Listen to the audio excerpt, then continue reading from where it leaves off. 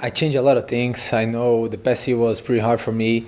I had an injury. I need surgery, so I stayed for like more than a year out, and I think I kind of like I lose the rhythm, in fighting. So, and I kind of got so emotional for being back, and I see the referee made some mistakes. I remember like the headbutt and my opponent grabbed the cage, so I got a little bit upset, and that make me like spend a lot of unnecessary energy. I kind of lose the focus, and I know I cannot do that anymore. And beside that, I changed some little details. My like I don't change my game. I just make some things better. And I feeling really good now. And you get this is kind of a classic matchup here with Uriah Hall, striker versus grappler. Is it that simple? That's simple. Yeah, yeah. Uriah is a great striker. He's so fast and strong. And I'm a BJJ world champion. I'm improving a lot on my wrestling. So yeah, definitely is gonna be that. Does it mean a lot to be able to hand him his first submission loss? He's lost before, but never by submission. Let's see. Maybe we got another his first submission. I hope so. Does that mean anything to you though? Does that matter or no? Not really. It was like Jack Marshman. If you see Jack Marshman, he never got submitted before, and I was the first one. So yeah, would be good for me to be the first one to submit him.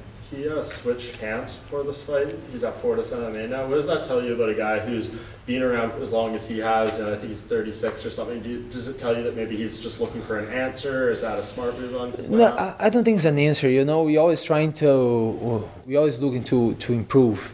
Try to improve our game, trying to learn new stuff. So I think he wants to add some things on his game. I know a little bit about this camp in Dallas. This guy really works with your mind, like making tough. So maybe that's what he's looking for. I know you've been working with Dean Thomas, guys at ATT. Have you been able to mimic his style at all? How comfortable are you if it stays on the feet?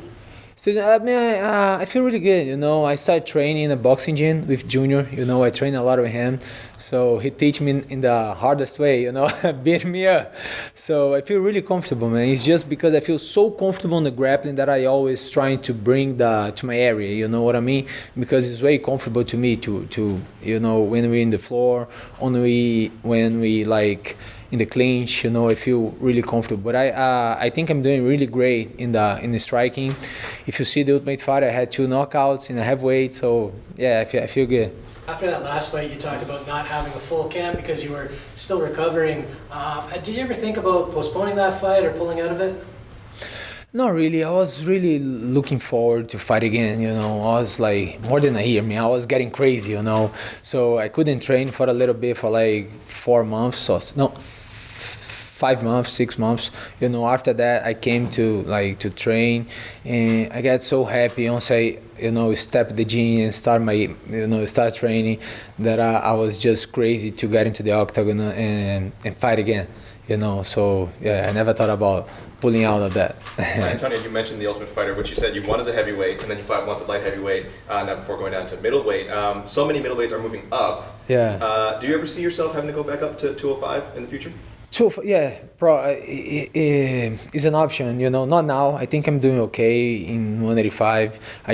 Everybody hate dying, and losing the weight. But I never been a heavyweight. The Ultimate Fighter was just opportunity that I had, because I was even lighter than I am right now. I walk around like 215. In the Ultimate Fighter, I was like 209. If you see at the finals, I was 209. So I'm even heavier now. 205 is an option, but not now. I think that I have a lot to do on the 185 yet. Well, I was going to say, because so many people are moving up, where do you think a win over Uriah puts you in the rankings with suddenly all these spots open?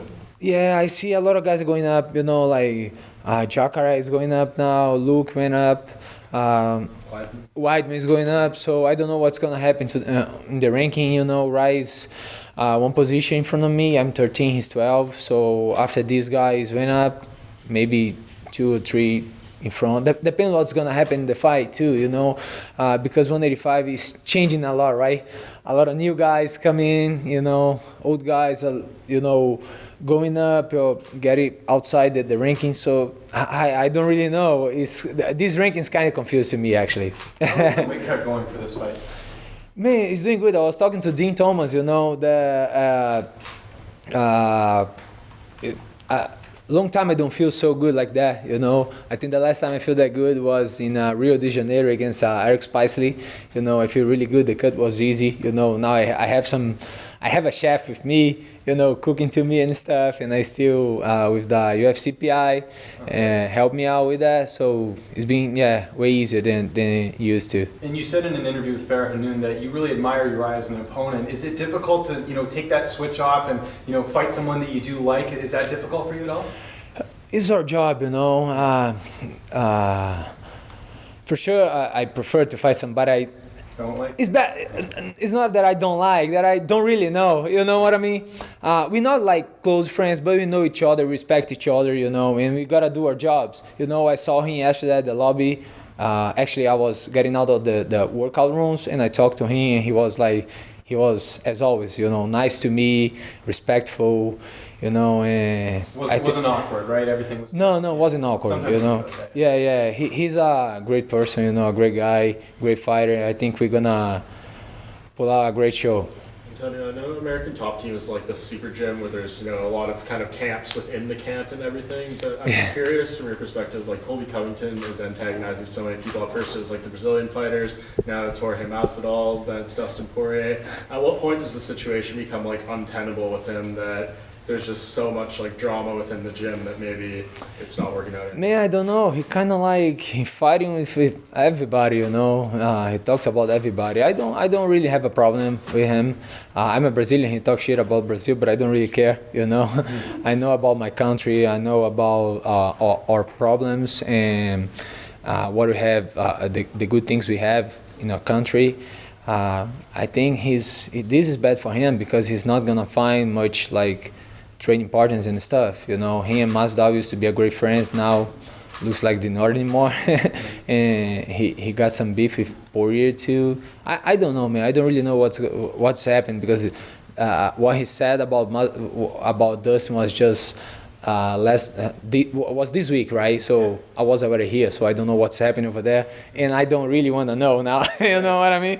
But I think it's bad for him. You know, I think we should be a team. We should train together. Everybody, you know, respect each other. That's what we should do. And he's not doing that. He's the only one. He's the only one who's gonna lose, right? Do you think he believes in what he's saying, or is he just doing it for the attention? A little bit of both, you know. I think it's a little bit of both. I don't really know.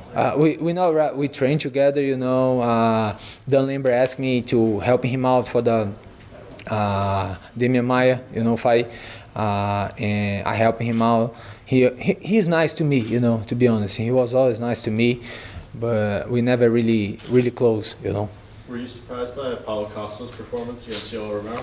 Man, he did great. A lot of guys said Romero won. I don't know, you know, could be both sides. You know, I think Paulo Costa won the first round. Romero won the third, and the second was pretty close. So, yeah, it was great, you know. I don't know, he deserved it. You know, he got the number one, and he beat the number one. So he probably gonna fight for the belt. The next one fight for the belt, right? How are you liking Vancouver? Man, I love it. My first time in Canada. A lot of people tell me good things about Canada, and it's true. You know, looks like a little bit with Australia too. I don't know. I have this feeling. You know what I mean? And I think it's great. I love Australia. I lived there for a little bit when I was like 22, and I love it. Yeah, a lot of them come down here for work, actually. So that's why there's a lot here. The Australians, you were saying. Oh, there's a lot of Australians. I see there's a lot of Chinese people here. Yes. A lot, man. Yeah, Australia's like that too. Yeah. That's cool. I hope I can have some Chinese food after fight. Italian, right? Yeah, he's the chef that I said.